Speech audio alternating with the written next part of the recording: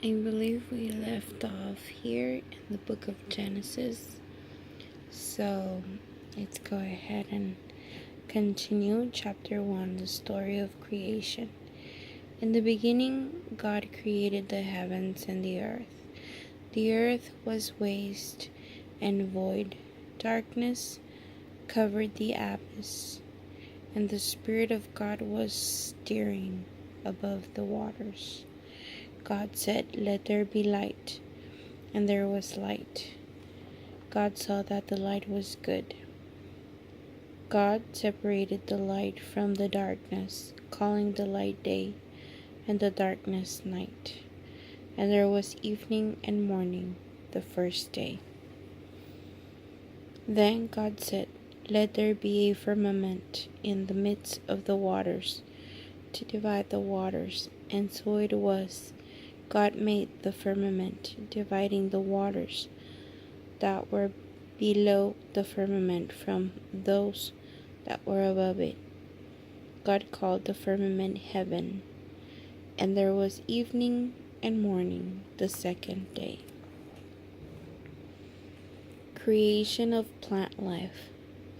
Then God said, "Let the waters below the heavens be gathered into one place, and let the dry land appear." And so it was. God called the dry land earth, and the assembled water seas. And God saw that it was good. Then God said, "Let the earth bring forth vegetation, seed-bearing plants, and all kinds of fruit trees that bear fruit, containing their seeds." And so it was. The earth brought forth vegetation, every kind of seed-bearing plant, and all kinds of trees that bear fruit containing their seeds. God saw that it was good. And there was evening and morning, the third day. And God said, "Let there be lights in the firmament of the heavens, to separate day from night. Let them serve as signs, and for the fixing of seasons, days and years. Let them serve as lights in the firmament of the heavens, to shed light upon the earth." So it was. God made the two great lights, the greater light to rule the day, and the small one to rule the night. And he made the stars. God set them in the firmament of the heavens, to shed light upon the earth, to rule the day and the night, and to separate the light from the darkness. God saw that it was good. And there was evening and morning, the fourth day. Creation of living creatures. Then God said, "Let the waters abound with life, and above the earth let winged creatures fly below the firmament of the heavens." And so it was. God created the great sea monsters, all kinds of living, swimming creatures with which the waters abound.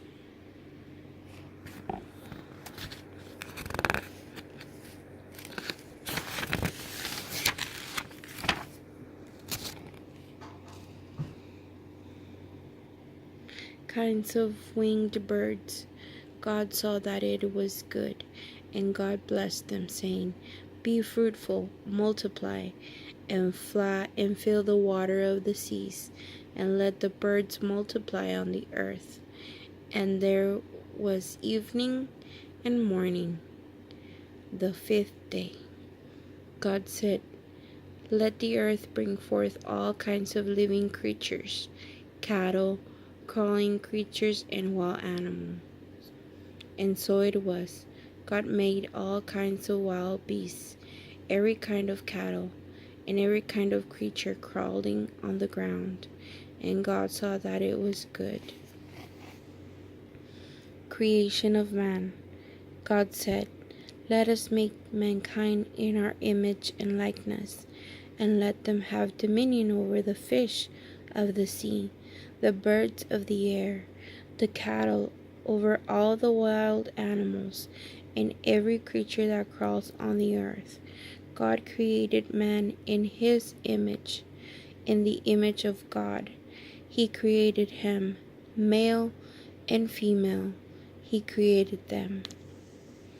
Then God blessed them and said to them, "Be fruitful and multiply, fill the earth and subdue it.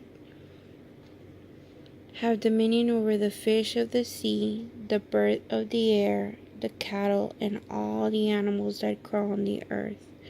God also said, "See, I give you every seed-bearing plant on the earth, and every tree which has seed-bearing fruit to be your food. To every wild animal of the earth, to every bird of the air, and to every creature that crawls on the earth, and that the breath of life I give the green plants for food." And so it was.